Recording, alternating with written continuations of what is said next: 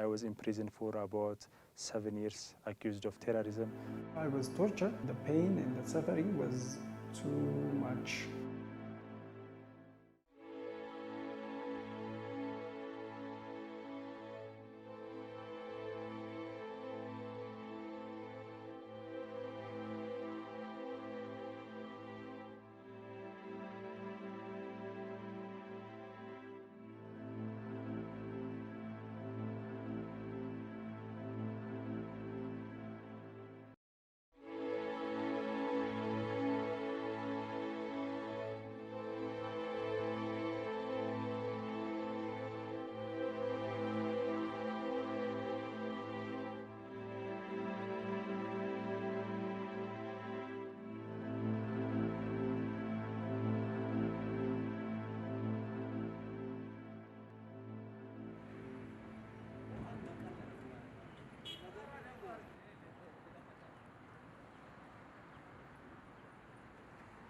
In the vibrant neighborhood of Arakilo in Addis Ababa, market stands are now filled with dozens of magazines and newspapers. Today, Ethiopians are free to buy and read what they like. A year and a half ago, this wouldn't have been possible. Students and young people come to Arakilo to read the news, but they often can't afford the paper, so they rent them and give it back once finished. Ethiopia was one of the biggest jailers of journalists before Prime Minister Abiy Ahmed took office in April 2018. Last May, UNESCO held World Press Freedom Day in Addis Ababa to champion this new era. It was the first time since 2004 no journalists were incarcerated. 5 months later, this progress remains questionable. In the first year, the new government enacted democratic reforms, freed imprisoned journalists and opponents, unblocked 264 websites previously banned, and restricted TV stations were given freedom to operate across the country. Dr. Ahmed has also signed a peace agreement with its historical enemy, Eritrea.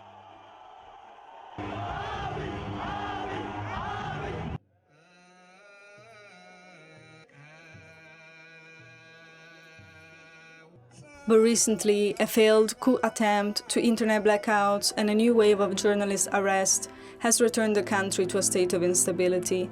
The road to full press freedom seems a long one.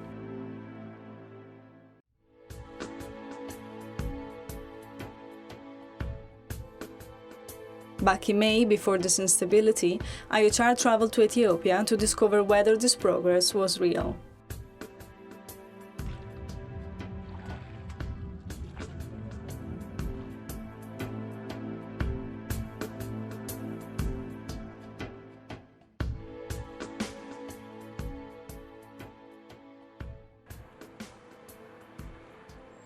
This transition was not expected, like a person who is sleeping and wake up.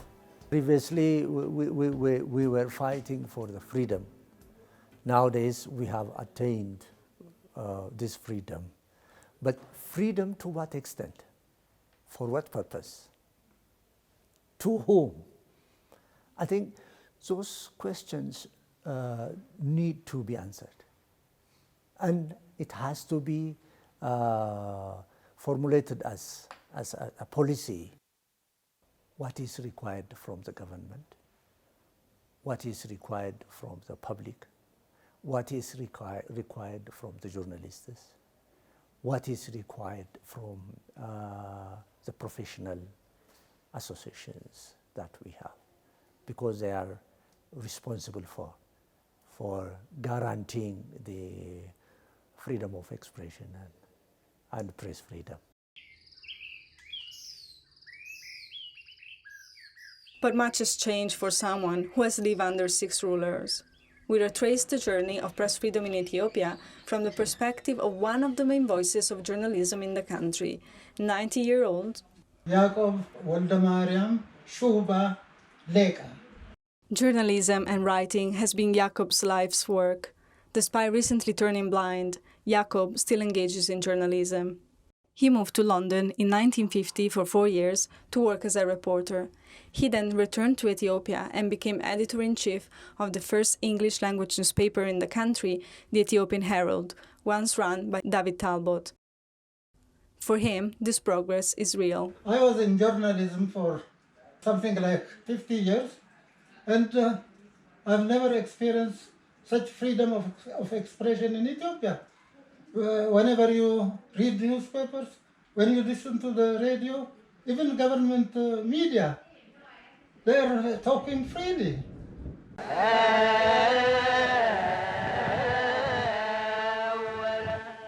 When he joined the Ethiopian Herald in 1959, Emperor Haile Selassie was in power.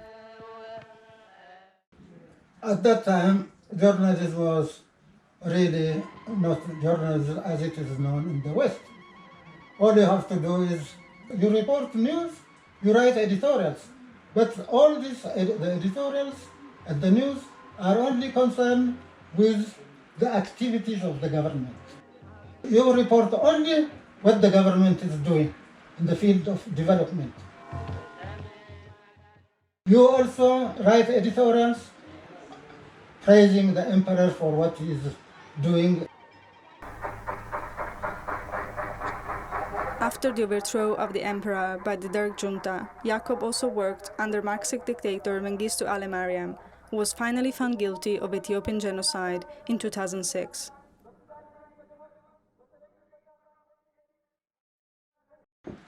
At that time, the Derg people, they didn't want us at all. I was working in the English newspapers, not because I was an ideologist, because they couldn't find somebody else who could write in English. But they replaced all the journalists and they brought in their own people to preach ideology, the ideology of communism.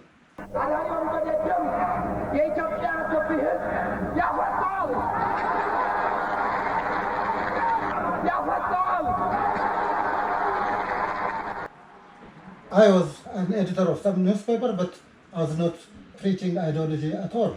I was just editing what reporters were writing about development. Ethiopia is really having a free press for the first time in its history. At the end of 2015, there was a turning point shaping the Ethiopia of today. Protests erupted in the Oromia region over an expansion project of Addis Ababa. This was seen as yet another attempt to discriminate against the Oromo people, the biggest national ethnic group. But the protest then spread to other areas against bad governance. Hundreds of people lost their lives due to a brutal army crackdown. Ethnic tension was also at the heart of the rallies. The Oromo and the Amhara felt excluded from the political process, dominated by the then ruling coalition, the Tigray's People Liberation Front. Following a continuous flow of bloody demonstrations, Prime Minister Desalegn unexpectedly resigned in February 2018. He was replaced as Prime Minister in April by Dr. Abiy Ahmed, himself Oromo, to lead the Federal Democratic Republic of Ethiopia out of the years of repression to a new democratic country. ስልጣን ከያዙ ጀምሮ ያለው የሀገር ላይ ያለው እየመጣ ያለው ለውጥ እጅግ በጣም ደስ የሚያሰኝ ይቀጥል። He's a very charismatic. Sometimes associating the future of Ethiopia only with him can be counterproductive. He believes that we are all one, all Ethiopians are one.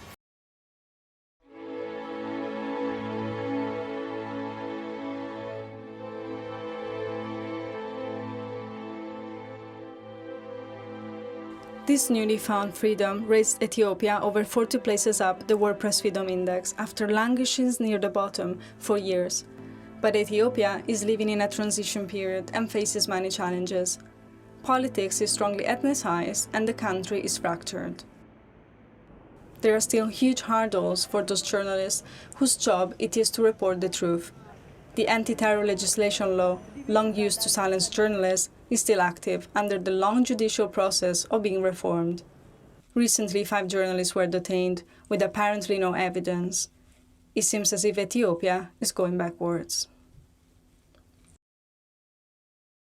Back in May, we met with journalist Wup Shotai, who was unjustly imprisoned for 7 years under the same terrorism law.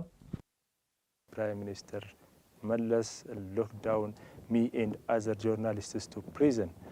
accused as terrorists. They tried to intimidate us repeatedly. We denied. We denied. We say we never give up because we have a mission to the public, journalistic mission. After serving a 7-year sentence in the most inhumane jails of Ethiopia, Wubshet has returned back to work, back to the world of journalism. Please come. Nestlin, Jetnachu, come jirtu, Yektu, Adoma. So this is our main studios. They are all the technicians. And before we are starting our recording, we are talking about how much time it takes and something like that. This is our program. Wubshet is the editor of Gulele Post magazine. He runs this weekly news review program with Oromia TV channel. Before the program went on air, we caught him backstage. We wanted to know the Wubshet eye of today after all the horrific experiences he went through. Wubshet Taye is nobody but trying to exercise his profession professionally, keeping journalism ethics. Ethiopia is at the transition time, so Wubshet is trying to share his profession to newly coming journalists and to the public. የድረጉለሌ ተመልካቾቻችን ይህ በየሳምንቱ አንድ ጊዜ የምናቀርብላችሁ የሚዲያዎች ዳሰሳ መድረክ ነው። በዛሬው ዕለት አብሮኝ የሚገኘው የኦሮሚያ ሚዲያ ኔትወርክ ባልደረባ የሆነው ቶሌራ ፍቅሩ ነው። Until last June, OMN was forced to operate outside the country. TV channels such as OMN and ISAT were labeled as terrorist organizations, and the public was banned from viewing them. Now, these satellite TVs are finally allowed to operate in the country. OMN was operating as a resistance media. OMN has been established in the year 2014 and abroad in Minnesota. Here in Ethiopia, OMN was established in last June as a part of the ongoing transformation and democratization in Ethiopia. It has been really an encouraging event and encouraging phenomena, not only for OMN but for other media houses. We were focusing on the stories actually were the stories of movement, particularly movement of protest. OMN was one of the major media that has really realized the democratization reform in Ethiopia. Behind bars, Ethiopian journalists suffer torture and abuse. Wubshet was held in the infamous Kality prison and in Zewai, in a section reserved for political prisoners known as Kelema Bete, which translates from the Amharic language to dark and closed. While he was detained in 2013, he was honored with the CNN Free Press Africa Award. His wife and son accepted it on his behalf. We asked him how he feels to be back to the world of journalism and what he feels about Dr. Abiy Ahmed. Wow, it's so, it's so a good experience because, I was in prison for about 7 years accused of terrorism. That was a bad experience. My son was about 3 years old. The regime tried many methods to intimidate journalists, to abandon many media organizations because we were trying to stand with the public because we are on behalf of the public. So they tried to lobby us to work with them, but journalism is different. We must be objective. They were coming in our office twice, three times, 4 times a week, and they are trying to intimidate us, but we denied. So they finally accused us of terrorism, and I was sentenced 14 years of imprisonment. And finally, in early 2018, we all are released, thanks to God and to our people and to international communities. Yeah. Things are changed, time are changed. I talked with Prime Minister Abiy Ahmed and asked 2 things. How do you evaluate the change? And he said, we are in the transition period. He said, I don't believe this is our end. And my second question was, this transition period, has his own difficulties, so he also said it will be improved very soon. There's a wave of euphoria among Ethiopians about this new era, but there are still many challenges for media and journalists. When we work on stories, still there is very limited access to information, particularly from the perspective of government. The officials really respond with very minimal frequencies. The other thing is really very challenging is the media financing in Ethiopia, as it has been discussed during the World Press Day. The media culture and the media marketing, media literacy is very low in Ethiopia. So this poses very critical challenge to us.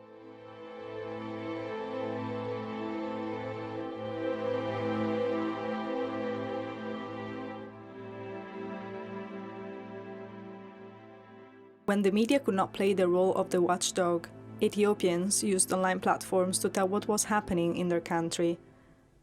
Until the authorities blocked their websites and blogs, and in the worst cases, arrested the authors.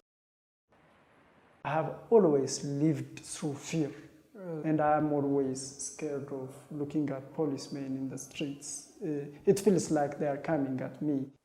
Coincidentally, Zone 9 blogging collective has 9 members. Some political prisoner called us Zone 9ers, and we were surprised because we never heard that term before.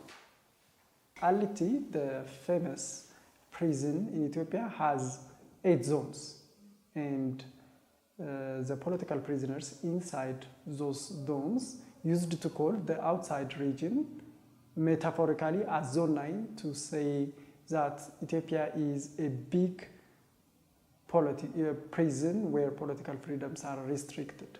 So we thought we are going to be writing about political freedoms.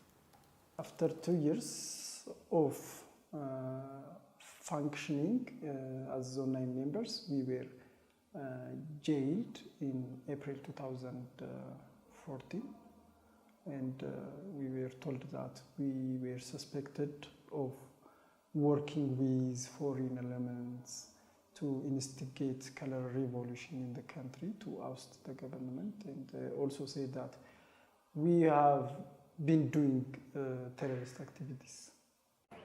Makalawi prison was closed by Dr. Abiy Ahmed to end a long chapter of human rights abuses. Befekadu and other inmates went back to visit it after it was opened to the public.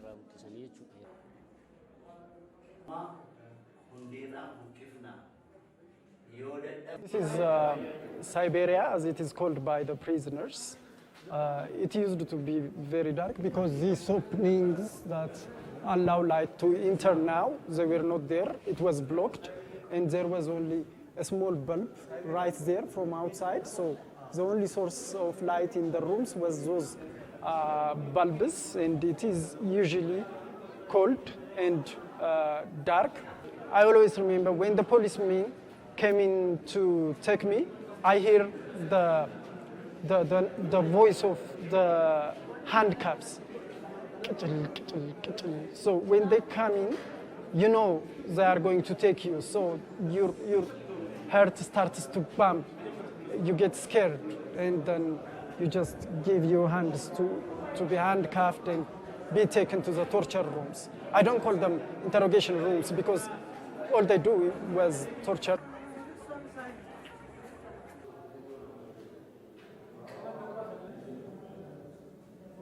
Back in 2014 in Makalawi, I was tortured. I suffered a lot, and the interrogator wanted to force me self-incriminate myself.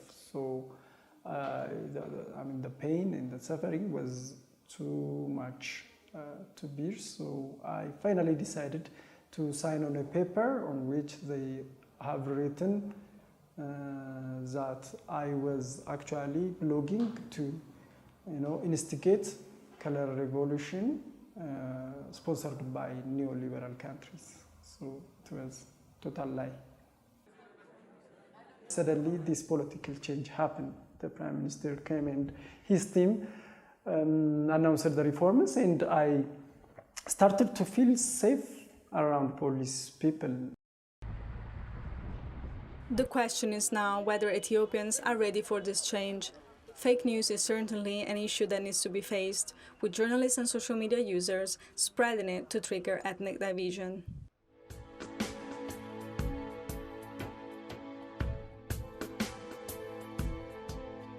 We have engaged into different conflicts. I think the cause of these conflicts, to me, is the mismanagement of social media. The journalists highly responsible for this. We have no strong association, especially.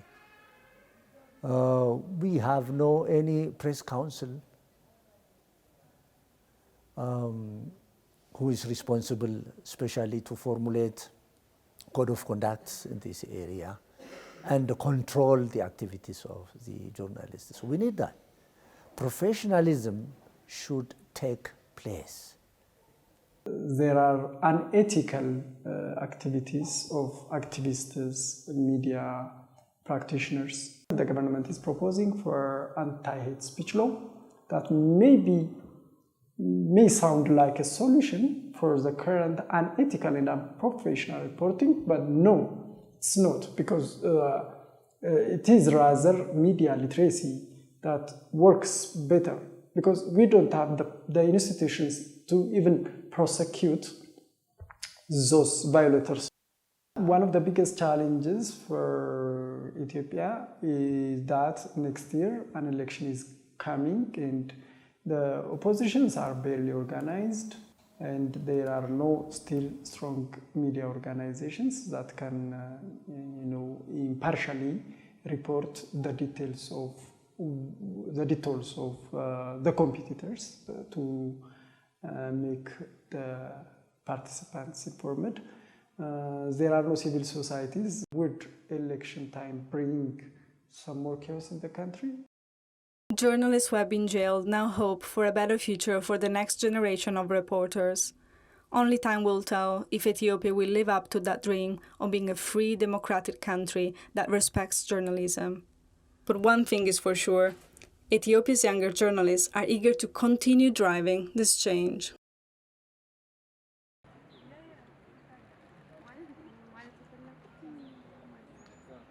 Now, as I can see, the media freedom is on the way to come. ጋዜጠኛ እንደመሆኔ መጠን ለወደፊት ያሰብኩት ነገር ሀሳቤን በነጻነት የመግለጽና እንዲሁም በነጻነት ጽሁፎችን ለመጻፍ። ስለዚህ አሁን ያለነው ትውልዶች ማለትም ሞር መስራት አለብን። ነገር ፍሪደም በራሱ ብቻ ነቲንግ ነው። ያንን ፍሪደም ሃንድል የሚያደርገው ሲስተም እስከሌለ ድረስ ሀገራችን ውስጥ እንደውም አሁን ከመጡት ካሁን ለውጥ ተብሎ ጋዜጠኞች ነጻነት ከመጣ በኋላ ነው በጣም በልክ የሆኑ ቻሌንጆች እየገጠሙን ያሉት። መታየት ያለበት ችግሮች ስቲል አሉ እና ደግሞ ጋዜጠኞችና ፖለቲካን መካከል ያለው ክሊር ሆነ ባውንደሪ ሀገራችን ላይ ብሬክ አድርጓል። የለም ማለት ይቻላል። ጋዜጠኛው እንደ ፖለቲካን አክት ያደርጋል፣ ፖለቲካኑ ደግሞ ሰማው እንደ ጋዜጠኛ አክት ያደርጋል። ምናልባት ከአሁን ካለው መንግስት ጋራ አላስፈላጊ ነገር ገብቶ ይህ የተጀመረው ጅምር እንዳይታጠፍና ተቀልብሶ ከዚህ በፊት እንደነበረው እንዳለፉት መንግስታቶች ጋዜጠኞችን እንዳያስራቸውና እንዲሁም እንዳይሰደዱ እፈራለሁ።